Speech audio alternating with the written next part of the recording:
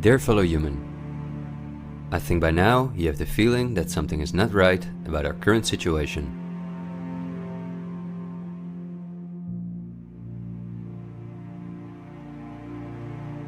But I also think that the many ill-founded conspiracy theories may have caused you to distance yourself from both the media scaremongering and from those who spread the conspiracy theories. Still, I hope you will listen to me for a moment, because as you watch this video, hundreds of millions of people worldwide are falling into poverty because of the measures that have been in place for so long.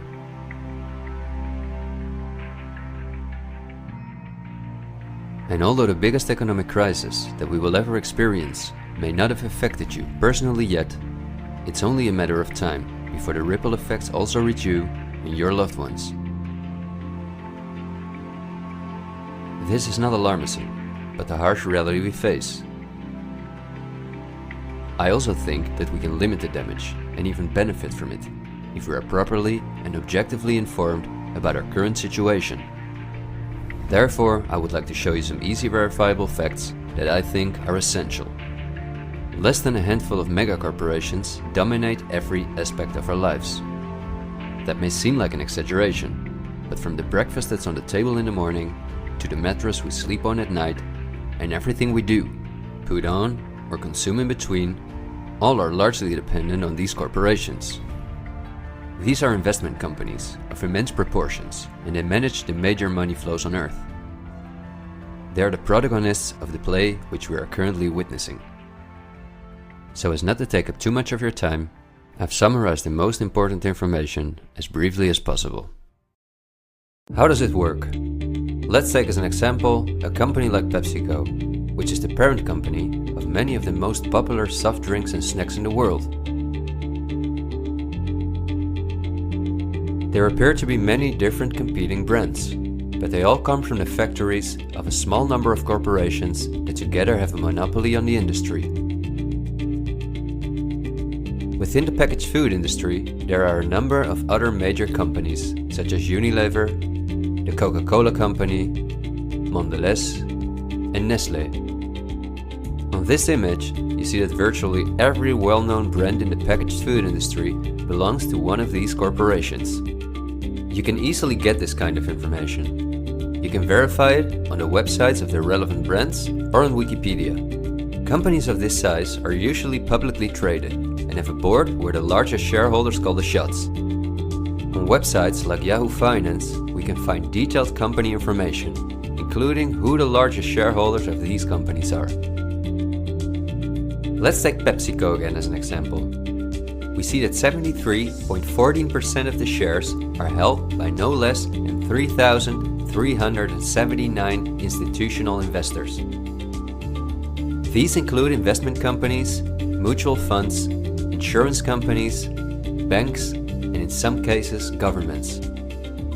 Let's look at who the largest institutional investors of PepsiCo are.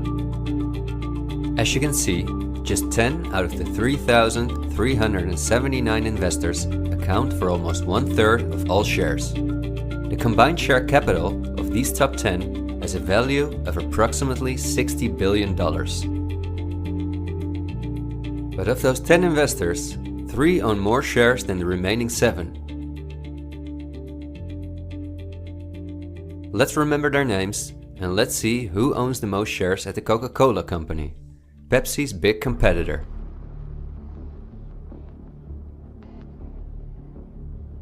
We see that just like with PepsiCo, the majority of the shares are held by institutional investors. Let's look at the top 10 and start with the last one of them. 4 out of these 6 institutional investors we also saw at the last 6 of PepsiCo. These are Norton Trust, JP Morgan Chase, Geode Capital Management, and Wellington Management. Now, let's look at the 4 largest shareholders. 3 of these we also saw in the top 4 at PepsiCo. They are BlackRock, Vanguard, and State Street. And there's another one, Berkshire Hathaway. These are the 4 largest investment companies on the planet. PepsiCo and Coca-Cola are anything but competitors.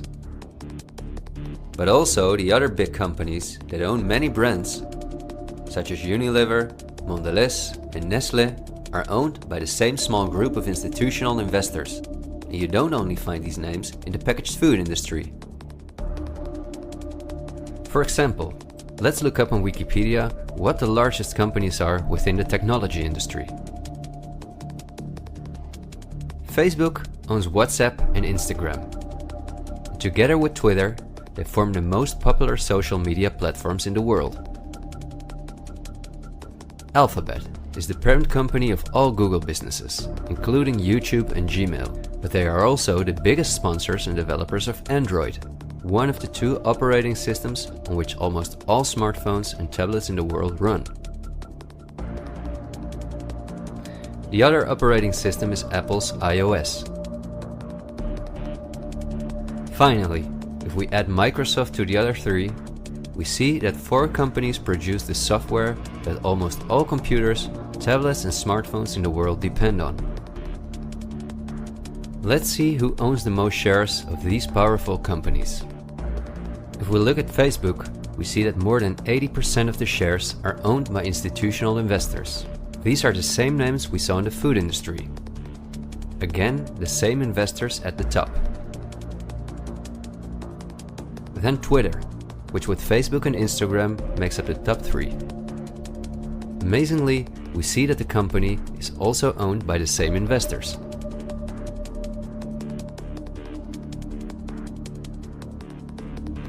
We see them at Apple, but also with their big competitor Microsoft.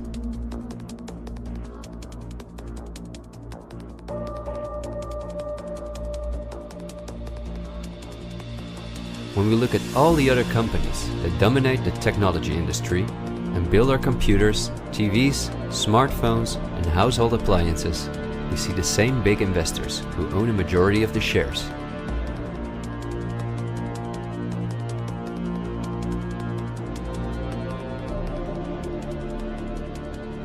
We see this within all industries around the world.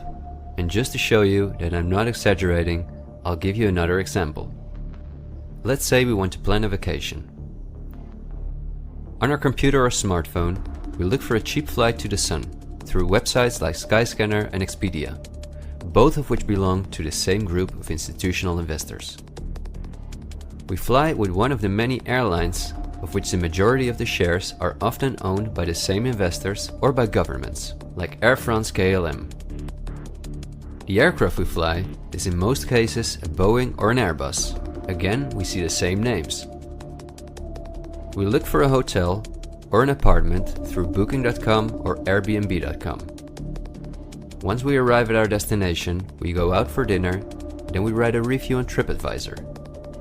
The same investors are at the basis of every aspect of our journey, and their power goes even much further, because even the kerosene that fuels the plane comes from one of their many oil companies and refineries. Just like the steel that the plane is made of comes from one of their many mining companies. This small club of investment companies, banks and mutual funds are also the largest shareholders in the primary industries, where raw materials come from.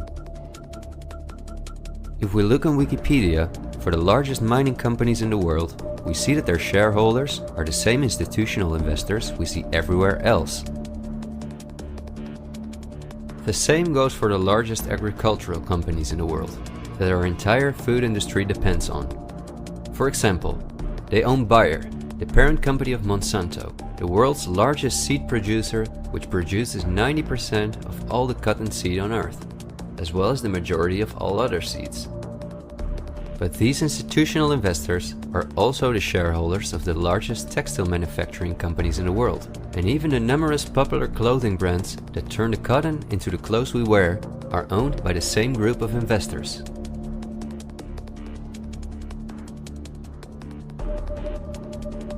Whether we have the world's largest solar panel producers or the largest oil refineries, the shares are managed by the same companies. They own the tobacco companies, who produce all the popular tobacco brands in the world. But they also own all the major companies in the pharmaceutical industry and the scientific institutes that produce the drugs. They own the companies that produce our metals and raw materials, and the entire automobile, aircraft and arms industry where those metals or raw materials are processed.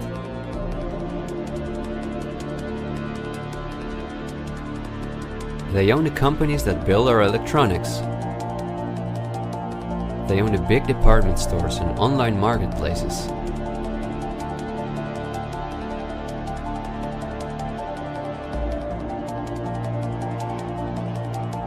And even the payment methods that we use to pay for their products.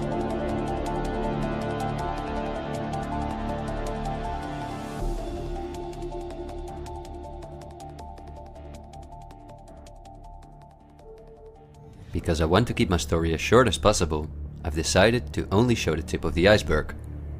If you decide to investigate on your own, using the sources that you've just seen, then you will discover that even many of the most well-known insurance companies, banks, construction companies, telephone companies, restaurant chains, and cosmetic brands are owned by the same institutional investors we just saw.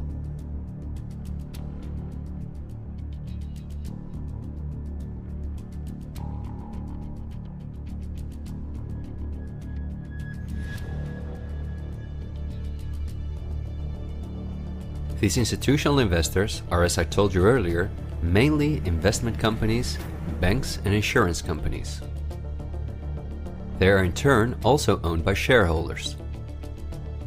Now, what is the most amazing thing? All of these institutional investors own each other's shares, and together they form an immense network that we can compare to a pyramid.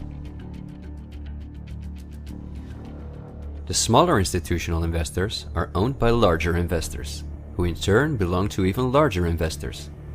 The visible top of this pyramid consists of only two companies, and we have seen their names many times by now. They are Vanguard and BlackRock.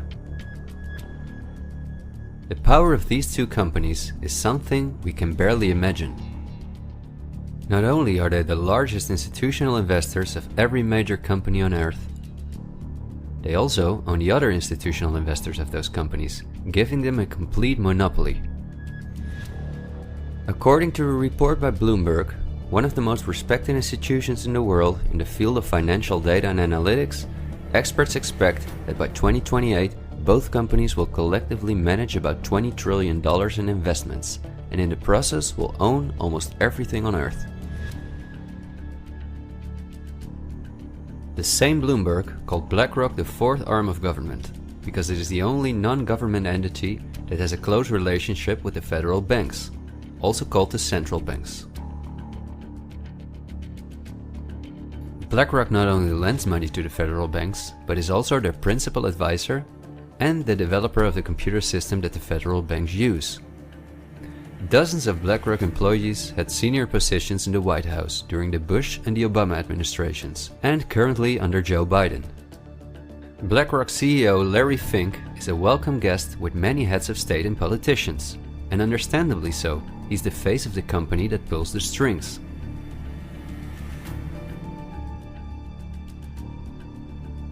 Yet Larry Fink does not pull the strings himself. In fact, BlackRock itself is owned by shareholders. And if we look at who those shareholders are, we come to a strange conclusion. We see that BlackRock's largest shareholder is Vanguard, and this is where it gets dark. Vanguard itself has a unique structure that makes it impossible to see who its shareholders or clients are. The elite who own Vanguard don't want anyone to know that they are the owners of the most powerful company on Earth. But of course, this is no secret to those who are willing to look into it. Reports by Oxfam and Bloomberg show that 1% of the world's population collectively owns more money than the other 99%. Indeed, Oxfam claims that as much as 82% of all the money earned in 2017 went to this 1% of people. Naturally, those who own the most powerful company on Earth would also be the richest among this 1%.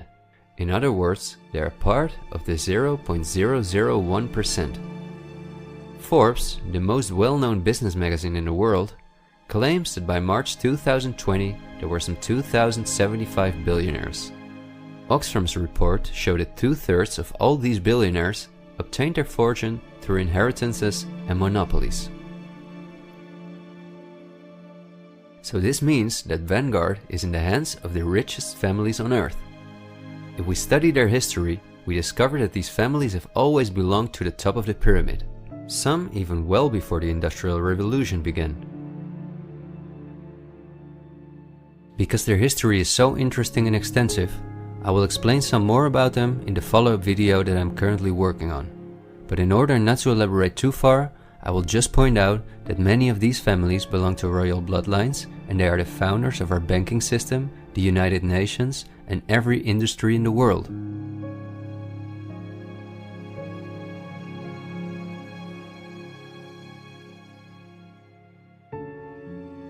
These families never lost their power, but because of an increasing world population, they were forced to hide behind investment companies such as Vanguard, whose largest shareholders are the private funds and non-profit organizations of these families.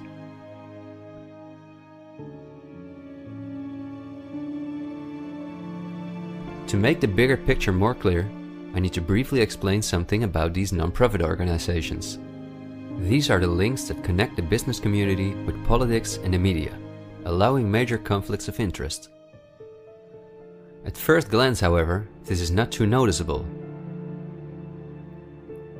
Non-profits, also called foundations, are organizations that rely on donations, and they do not have to publish from whom they receive those donations.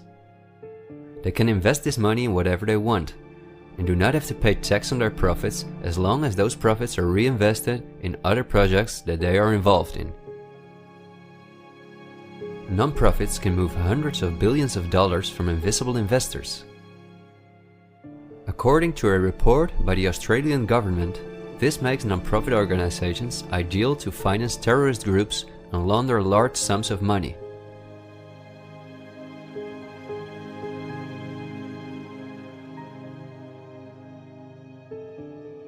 The foundations and funds of the families who are highest in the hierarchy of the 1% hide behind the scenes as much as possible. However, for cases that have a lot of publicity and attention, they use the foundations of philanthropist families that are lower in the ranking, but who are also extremely wealthy. In order to be concise, I will only highlight the 3 most important foundations in the world that connect all the industries in the world to each other. These are the Bill and Melinda Gates Foundation, the Open Society Foundations of the controversial multi-billionaire George Soros, and the Clinton Foundation. A very brief introduction to give you an idea of the size of these types of foundations. According to the official website of the World Economic Forum, the Gates Foundation is the largest funder of the World Health Organization, after President Donald Trump halted the funding of the WHO by the US in 2020. This makes the Gates Foundation one of the most influential organizations in the world in the area of everything that relates to our health. The Gates Foundation has a close partnership with the 16 largest pharmaceutical companies in the world, including Pfizer, AstraZeneca, Johnson & Johnson, BioNTech, and Bayer, and we have just seen who own the most shares of these companies.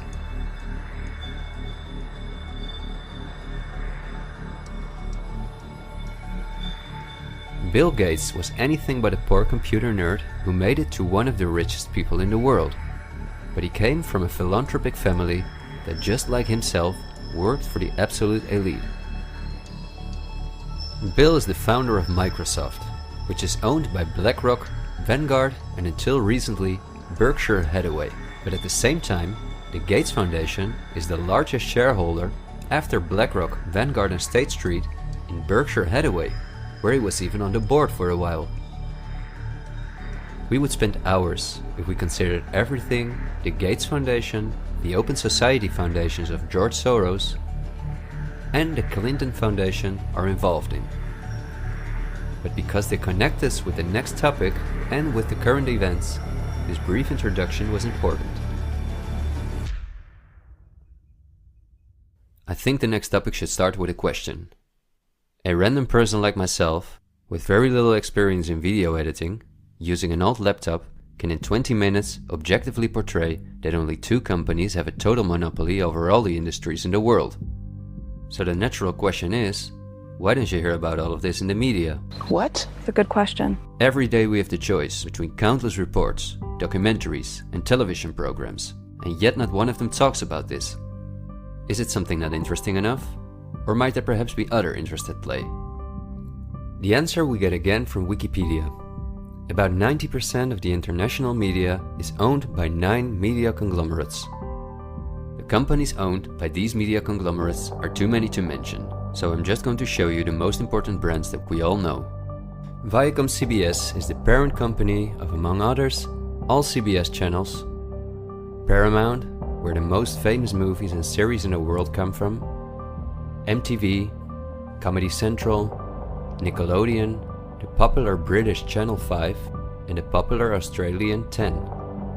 Guess who the largest shareholders of Viacom CBS are? Before we look at the other major conglomerates, let's not forget to mention our extremely powerful streaming monopolists, Netflix and Amazon Prime, both of which belong to the same shareholders.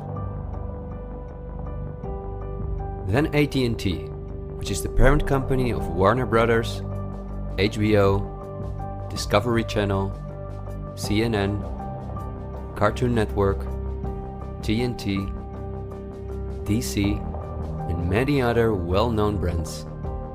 Guess who the largest shareholders of AT&T are?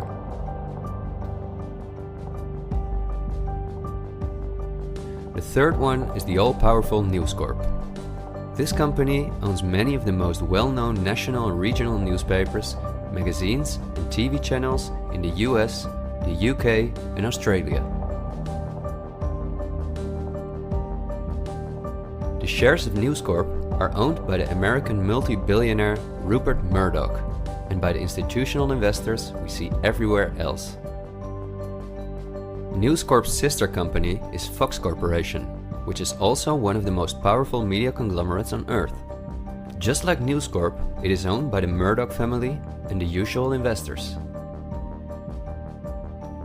Then the Walt Disney Company, a conglomerate of unimaginable dimensions, with many subsidiaries such as Pixar, Marvel, 20th Century, Lucasfilm, ABC, National Geographic, and Hulu. Who are their biggest shareholders?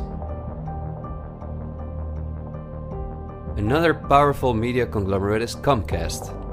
This is the parent company of NBC, DreamWorks, Universal, the Sky Group, Focus Features, Xfinity, and many other major media brands.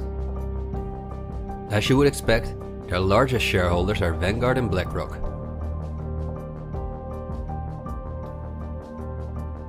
I could go on for hours and show that in almost every country on Earth, the local media is in the hands of these kind of conglomerates, which in turn are owned by our institutional investors or by extremely rich and powerful elite families. In the UK, for example, virtually all popular newspapers and magazines are owned by the Daily Mail Group, Reach, and the aforementioned News Corp. In the Netherlands, the entire media is in the hands of the Persgroep, Mediahuis and Bertelsmann. And in Germany, the entire media is either controlled by the German government, ProSiebenSat.1, Axel Springer, and again, Bertelsmann, which is also a conglomerate of unprecedented dimensions. Not only is this the parent company of the largest book publisher in the world, Penguin Random House, and owner and founder of BMG Music, Bertelsmann also controls a large part of the European media through their subsidiary RTL, a company with 67 TV channels, 10 streaming platforms and 38 radio stations.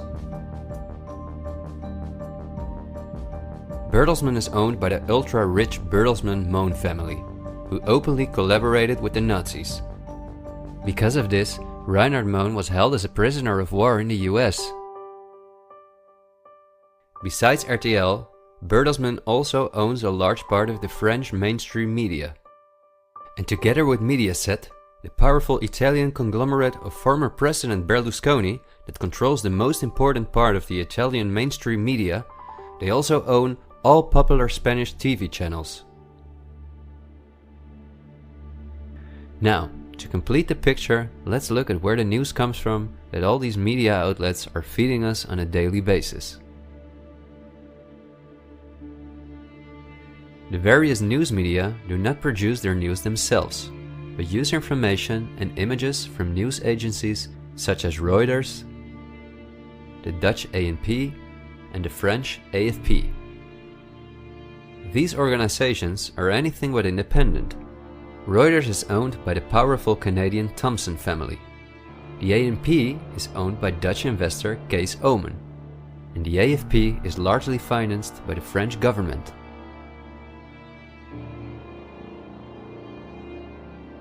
The main journalists and editors who work at our media or at these news agencies are affiliated with important journalistic organizations, such as the European Journalism Centre. These are one of the largest funders of media-related projects across Europe. They train journalists, produce study materials, give internships at, for example, the ANP, and work closely with the world's largest corporations such as Google and Facebook. For journalistic analysis and opinion, all the major media outlets in the world use Project Syndicate, the most powerful organization within its field. It supplies the 506 most important media outlets in 156 countries. Project Syndicate, plus an organization such as the European Journalism Centre, together with the news agencies, are the connecting link between all the different media outlets around the world. When newscasters read the news from their teleprompters, there is a good chance that the text comes from one of these organizations. As a result, the global media is often synchronized in its reporting. We are concerned about trouble trying to one-sided news stories plaguing our country. Plaguing our country. The sharing of biased and false news has become all too common on social media. More alarming, some media outlets publish these same fake stories without checking facts first. The sharing of biased and false news has become all too common on social media. More alarming, some media outlets publish these stories simply aren't true without checking facts first. Unfortunately, some members of the media use their platforms to push their own personal bias and agenda to control exactly what people think. And this is extremely dangerous to our democracy. This is extremely dangerous to our democracy. This is extremely dangerous to our democracy. This is extremely dangerous to our democracy. This is extremely dangerous to our democracy. This is extremely dangerous to our democracy. This is extremely dangerous to our democracy. This is extremely dangerous to our democracy. This is extremely dangerous to our democracy. This is extremely dangerous to our democracy. This is extremely dangerous to our democracy. This is extremely dangerous to our democracy. This is extremely dangerous to our democracy. In September 2020, the European Journalism Centre and Facebook set up a fund to support selected news organizations to do the reporting during the corona crisis. Let's see who the organizations are that, along with the news agencies, produce our news. At Project Syndicate, we see the Bill and Melinda Gates Foundation, the Open Society Foundation, and the European Journalism Centre.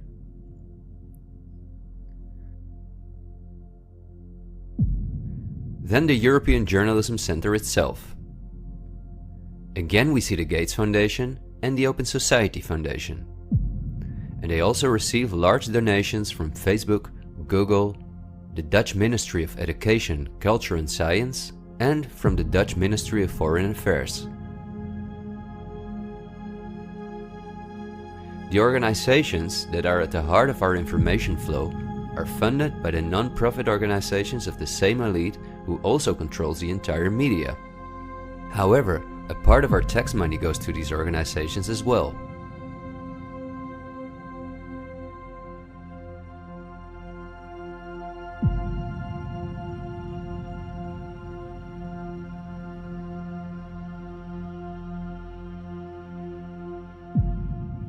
Okay, I realize this was a lot of information to process, and believe me, I've made it as short as possible, and I've only used those examples that seem necessary to show you the overall picture, so you can understand the current situation better. It is an all-encompassing topic that can change our view on many historical events, but my goal is to inform you about the danger in which we presently find ourselves. There will be enough time for us to delve into the past, so let's talk about the current events now. The elite that controls every aspect of our lives, up to the information that we receive, depends on an unimaginably coordinated collaboration to keep all the different industries on Earth connected to each other, in order to ensure they all work in the elite's interests. This happens at the World Economic Forum, one of the most important organizations in the world. At its annual meeting in Davos, the CEOs of the largest companies on Earth gather along with heads of state, politicians, and other influential individuals and organizations like UNICEF and Greenpeace. Serving on the board of trustees are former US Vice President and climate change guru Al Gore, BlackRock CEO Larry Fink, the President of the European Central Bank Christine Lagarde, the Director of CERN Fabiola Gianotti, the Queen of Jordan, the Director of the International Committee of the Red Cross Peter Maurer, and many other politicians and CEOs of the world's most influential companies. According to the WEF's official website, their annual membership fee ranges between 53,000 and 530,000 euros. But according to the WEF's year reports, around 71% of their total budget comes from its partners, who in this way pay for the membership of young politicians who cannot afford their own fee. Wikipedia reports the following. According to critics, the WEF is a business forum where the wealthiest companies can negotiate deals with other companies or with politicians. The purpose of the WEF for many of the participants would be personal gain instead of solving global problems. I don't like to make assumptions, but would there be so many problems on Earth if the key industry leaders, bankers and politicians since 1971 had gathered annually to solve our world's problems? Is it not strange that the world's leading environmental organizations have been meeting for 50 years with the CEOs of the most heavily polluting corporations while things just keep getting worse for our natural world?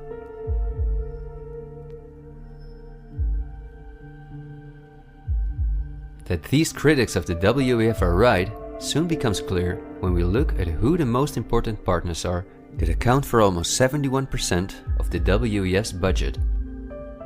There are BlackRock, the Open Society Foundations, the Bill and Melinda Gates Foundation, and many other large corporations of whom Vanguard and BlackRock own the shares directly or indirectly.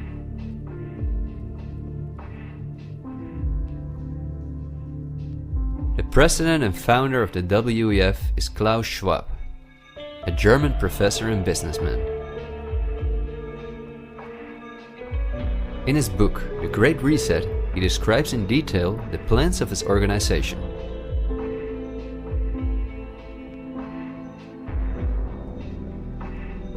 The coronavirus, according to him, is the excellent opportunity to literally reset our society in every regard.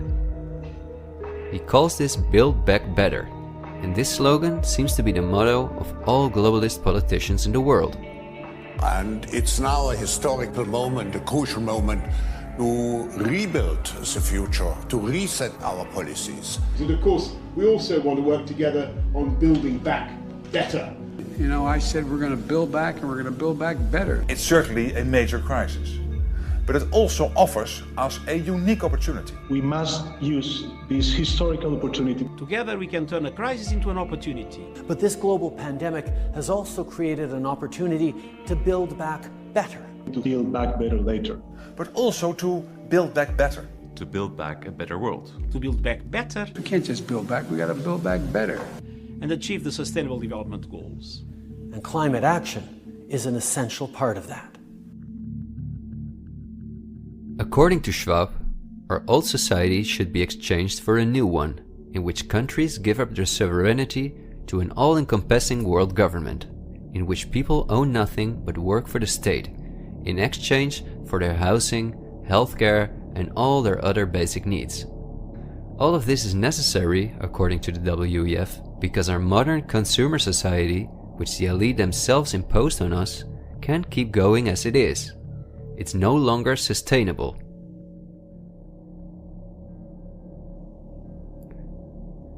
Schwab says in his book that we will never return to the old normal.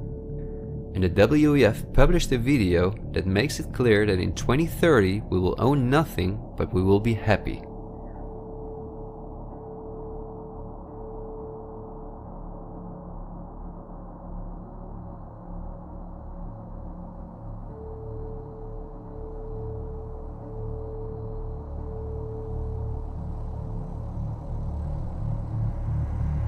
You've probably heard some talk about the New World Order.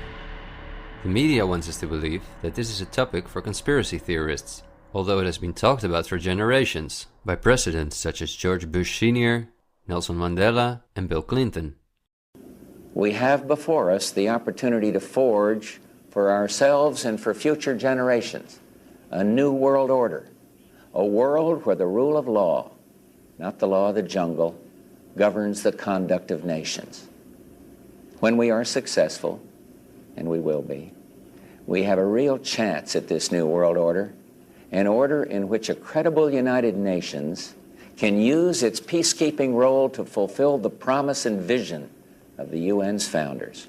After 1989, President Bush said, and it's a phrase that I often use myself, that we needed a new world order. That the affirmative task we have now is to actually create a new world order.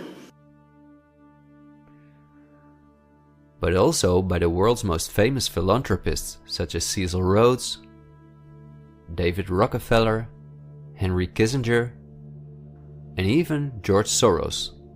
I think you need a new world order, that China has to be part of the process of creating it, and they have to buy in, they have to own it. These important figures, who apart from Mandela, were all among the top of the elite when they were still alive, are not the only ones who dream about an all-powerful world government. In 2015, the UN presented its controversial Agenda 2030, which is almost identical to Klaus Schwab's Great Reset.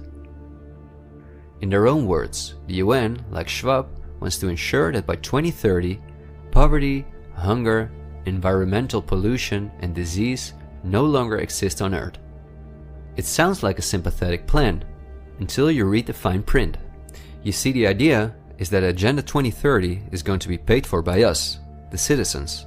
And just as it is currently required of us that we give up our basic rights for the sake of public health, we will be demanded to give up our wealth in favor of poverty reduction.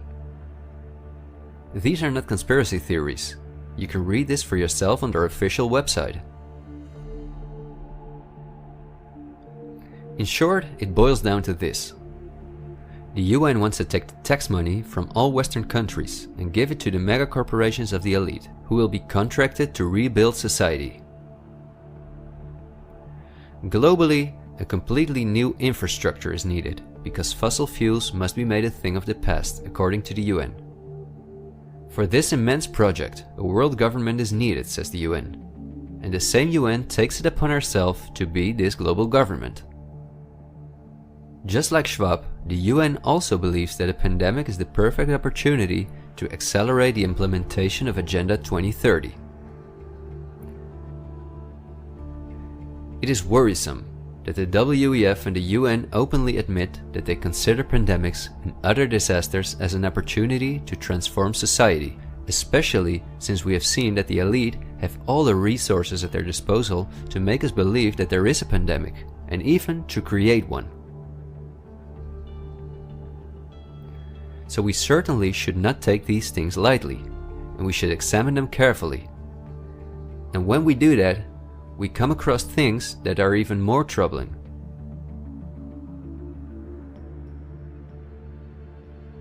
On Friday, October 18, 2019, months before the pandemic was declared, a meeting was held at the Pierre Hotel in New York City for a select group of about 130 very important guests, including politicians and the world's most respected medics and pharmacists. The purpose of the meeting was to simulate the possible scenarios in the event of a global pandemic. This could be a coincidence, you might say. For this simulation, however, a coronavirus was used as an example. The simulation covered in detail how the coronavirus would develop and how they could only control this through the intensive collaboration of entire industries, governments, and government agencies. Once again, a new world order to save us from destruction. Does it surprise you when I tell you that this meeting, called Event 201, was organized by none other than the World Economic Forum, the Bill and Melinda Gates Foundation, and the Johns Hopkins Institute? This is not a conspiracy theory. Check the official website of Event 201 for yourself.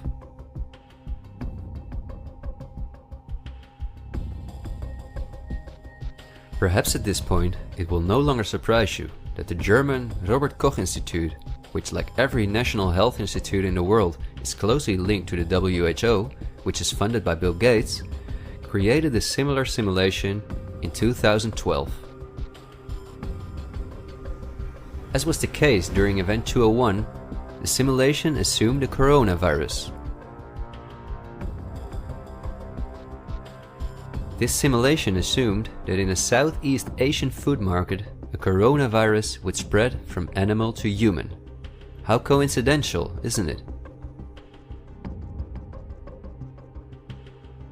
In this simulation, it takes several weeks for the authorities to identify the virus, allowing it to spread worldwide.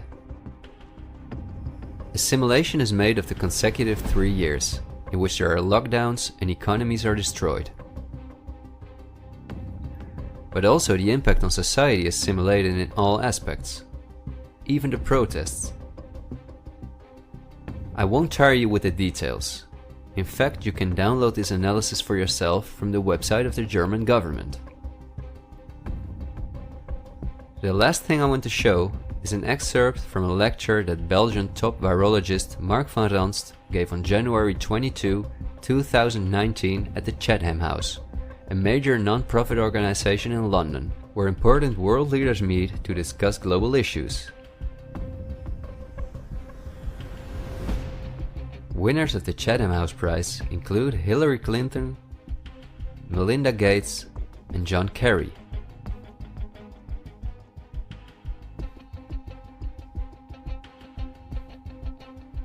What Van Ranst is discussing is simply shocking.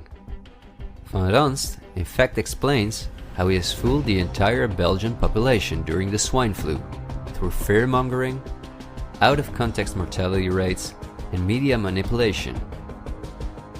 He laughingly explains how he managed to impose the vaccine for the swine flu on the frightened Belgian population, a vaccine produced by the pharmaceutical companies he worked for. Thank you very much, Ab. Thanks for the invitation. And I was asked to tell you about my experiences being the crisis manager, the flu commissioner for Belgium, and highlighting the communication. And then you have one opportunity to do it right. I mean, day one is so important. In day one, you start your communication with the press, with the people, and you have to do it right. I mean, you have to go for one voice, one message. In Belgium, they chose to appoint a non-politician to do that. I mean, I have no party affiliations, and that makes things a little bit, at that time at least, a little bit easier, because you're not attacked politically, majority, minority. That doesn't come into play, and that was a huge advantage. The second advantage is that you can play in Brussels the complete naive guy and get a lot more done than you would otherwise be able to do. You have to be omnipresent that first day or the first days, so that you attract the media attention. You make an agreement with them that you will tell them all, and if they call, you will pick up the phone. When you do that, then you can profit from these early days to get complete carpet coverage of the field, and they're not going to search for alternative voices there. And if you do that, that makes things a lot easier. These first weeks, that's easy street when you have no opposition and everybody needs news and they can come to you for news, you can bring quite a lot of neutral information, and it is picked up, and it is well, the news is brought the way you bring it, and that is you can only do that in the first couple of weeks or months. And then you have to say, okay, well, we will have H1N1 deaths. Of course, that would be unavoidable. I used there Sir Donaldson's quote, where he said that in the UK, by the peak of the epidemic, 40 people would die per day at the end of the summer. So 62 at that time million people in the UK, 40 deaths a day. I worked it out for Belgium. That would be 7 deaths a day at the peak of the epidemic. I used that in the media. 7 Belgian flu deaths per day at the peak of the epidemic would be realistic. That is true in every year, even interpandemically. That is very, very conservative. However, talking about fatalities is important, because when you say that, people say, wow, what do you mean? People die because of influenza? And that was a necessary step to take. And then, of course, a couple of days later, you had the first H1N1 death in the country, and the scene was set and it was already talked about. And then you had to pick who is going to be vaccinated first. And then, well, women and children first, whatever. I mean, risk groups, they were important. And then I misused the fact that the top football soccer clubs in Belgium inappropriately and against all agreements vaccinated they made their soccer players priority people. So I said I can use that. Because if the population really believes that this vaccine is so desirable that even the soccer players would be dishonest to get their vaccine, I said, okay, I can play with that. So I made a big fuss about this. This is Van Ranst is raving mad. But it worked. The Chatham House organization is also funded by all major corporations of the elite, the Gates Foundation and the Open Society Foundations. We could talk for hours about the coronavirus, which has a survival rate of 99.98%, and about the incomprehensible measures that are destroying our society. Millions of entrepreneurs have lost their income. Countless elderly people have died in loneliness, isolated from their families. But I think we have reviewed enough facts that put the global COVID measures in a broader context, seen from the perspective of the elite. This extremely wealthy elite, collectively of tens of thousands of billions, has no problem whatsoever with the fact that more than 40% of the world's population has to live on less than $5.50 a day, or that millions of children are dying from the drinking water contaminated by them, or from malnutrition, or by their bullets and bombs. They just want to get more powerful. The elite have absolutely no intention to share their wealth with us. In fact, they are honest about their plans to take even the last bit from us, and those plans are being rolled out as I'm telling this. The underlying motives of the elite will not be explained in this episode, because for this we have to dive into history and discuss topics that are beyond our modern rational thinking. But for now you may understand well enough with the simple logic that a new world order, or an all-encompassing world government, is the only way for a small elite to retain its power over an ever-increasing world population. Companies like BlackRock and Vanguard do not benefit from national borders, import taxes, and real diversity.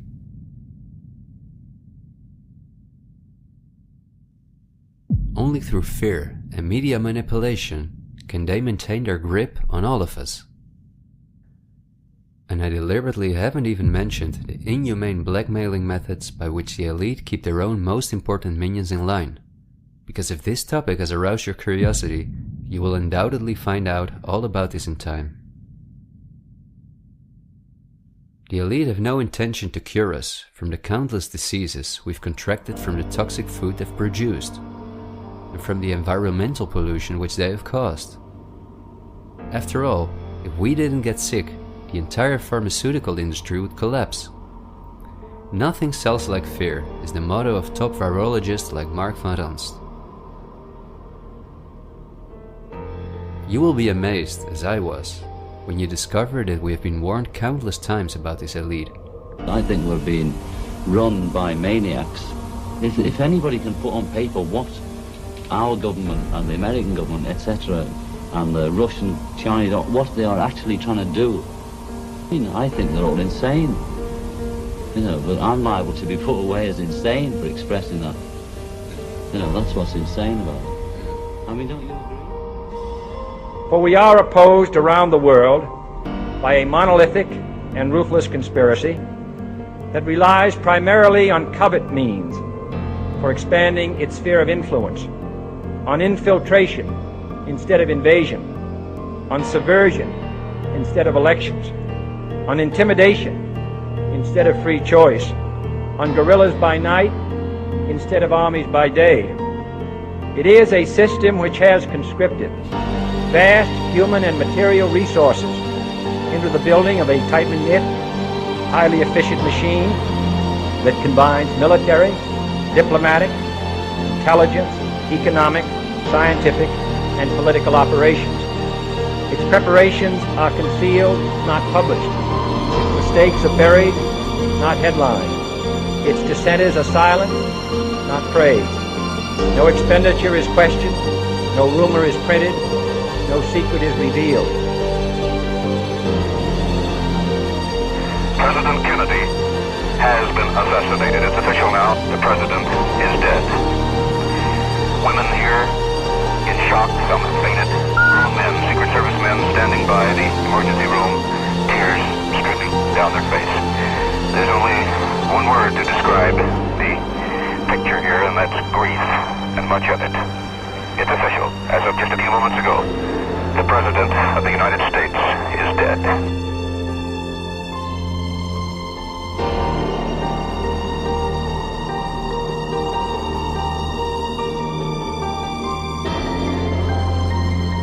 When you're talking about like really elite levels, the name of the game is blackmail. That's what runs the whole system, basically. They want compromised people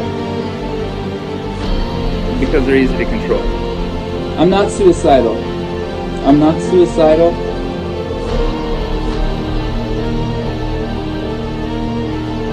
The deep state is those people within the U.S. government that are career employees that cannot be fired by people that we elect by the Congress or the President. Are these people in control? Can they enact laws? Fuck yes. Can we fire these people? No. Can presidents fire them? No. It's designed that way so that political parties and political interests cannot affect the deep state. Do you understand the nightmare of our situation, people? It is no secret. It is as open as it can be. The deep state does control America. Wake up, people, please. God, use some common fucking sense. Thank you.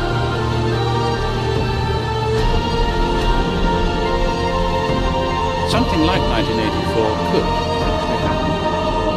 This is the direction the world is going in at the present time. In our world, there will be no emotions except fear, rage, triumph, and self-abasement. The sex instinct will be eradicated. There will be no loyalty except loyalty to the party. But always there will be the intoxication of power. Always, at every moment, there will be the thrill of victory, the sensation of trampling on an enemy who is helpless. If you want a picture of the future, imagine a boot stamping on a human face forever. The moral to be drawn from this dangerous nightmare situation is a simple one. Don't let it happen. It depends on you. With this video, I hope to reach you, to reduce the ever-increasing distance between us. Only when we are divided can the elite retain its power over us. The greatest fear of the elite is that we will realize what is really going on Earth. And the only way the elite thinks they can prevent this from happening is through censorship,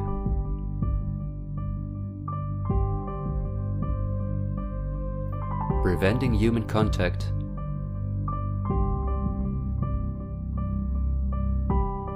the incessant framing of political opponents and those who think differently,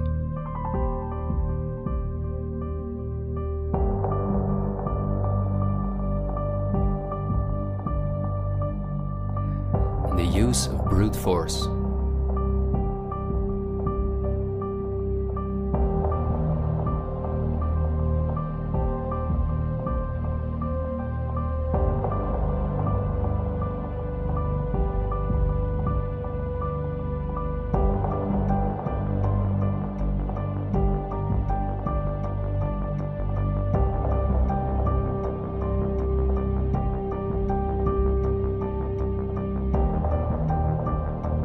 The plans of the elite are clear, and so is the ruthless way in which they want to accomplish them. If we allow this to happen, a new society will be built on the ashes of what we once knew. A new society in which we will own nothing, not even a home of our own. The elite wants to make sure that between now and 2030, everything you now own will be theirs. For this, a devastating economic crisis is necessary. First, the middle class is attacked, which is the backbone of society. Entrepreneurs are forced to go into tremendous debt, which will ultimately cause them to lose all their possessions. After that, things will move quickly. Banks will fall, cash money will cease to exist, and the only way not to starve to death will be the acceptance of government support, which will include several conditions, such as the vaccination passport and giving up all private possessions. Because the entrepreneurs are the first to fall, many others won't immediately feel the crisis. The people remain divided among themselves until it is too late. This is not a doomsday scenario that I've made up. This is simply the Great Reset, the New World Order, which has been prepared for many generations and which has been extensively tested in every communist dictatorship in the world.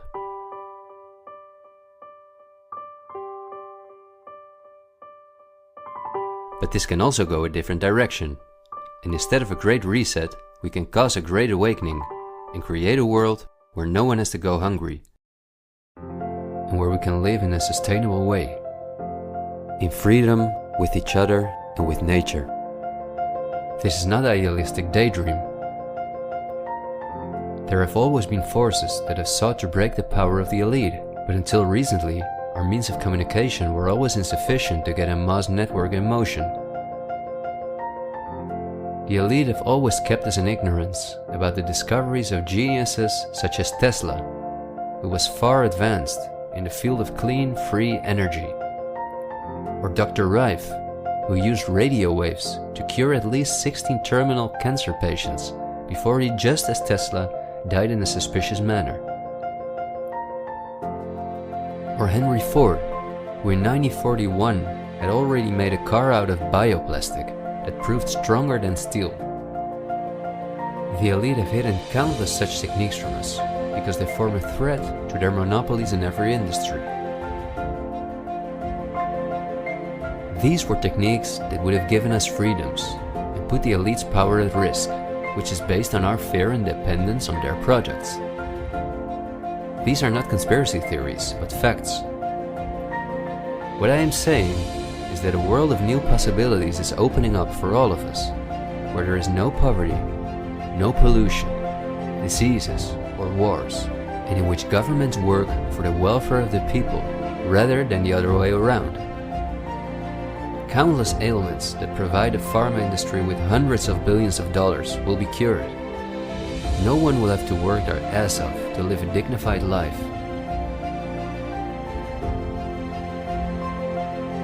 People will no longer live in fear because of the lies of the media, the pharma industry, the climate lobbies, and politicians.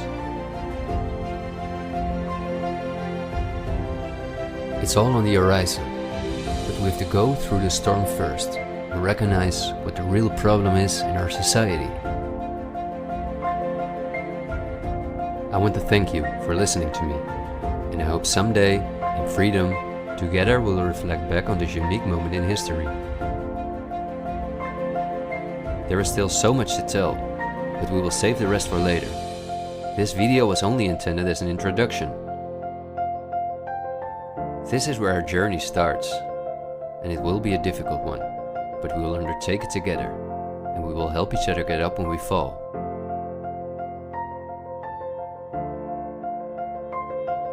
We will not be afraid. We are the 99%.